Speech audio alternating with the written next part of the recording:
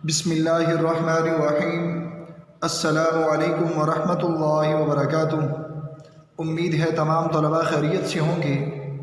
آپ کو کل شعر نمبر 1-2 سے متعلقہ جو کام دیا گیا تھا یقیناً آپ نے مکمل کر لیا ہوگا۔ آج شعر نمبر 3-4 سے متعلقہ کام کروایا جائے گا۔ اب چلتے ہیں درسی کتاب صفحہ نمبر 103 کی جانب۔ شعر نمبر 3۔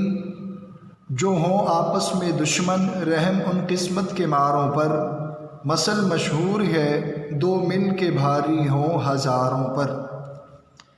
مشکل الفاظ کے معنی: قسمت، تقدیر، نصیب، مثل مثال، کہاوت۔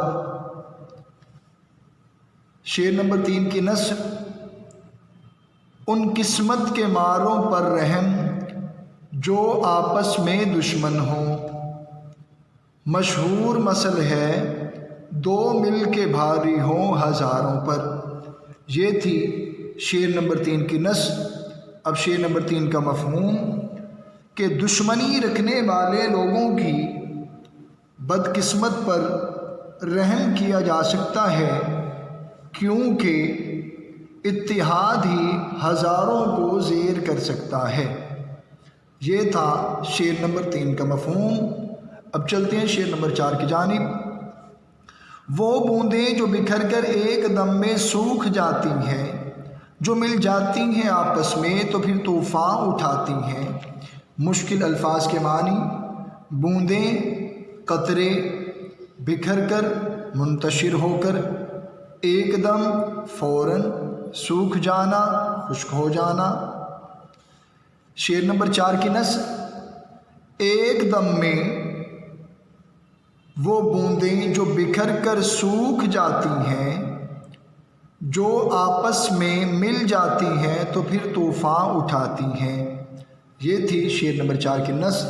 اب شعر نمبر 4 کا مفہوم: بارش کے قطرے زمین پر علیحدہ علیحدہ گرنے سے فوراً خشک ہو جاتے ہیں، جبکہ لگاتار اور مل کر گرنے سے زمین پر ہریالی آ جاتی ہے۔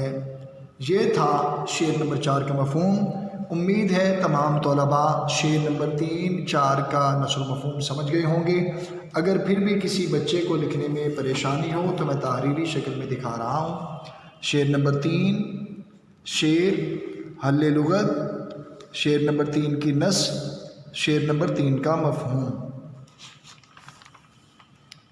شعر نمبر 4 مشکل الفاظ کے معنی، شعر نمبر 4 کی نثر، شعر نمبر 4 کا مفہوم۔ امید ہے تمام بچے آسانی سے شعر نمبر 3-4 کا نثر و مفہوم نوٹ بک پر لکھنے کے بعد یاد کر لیں گے۔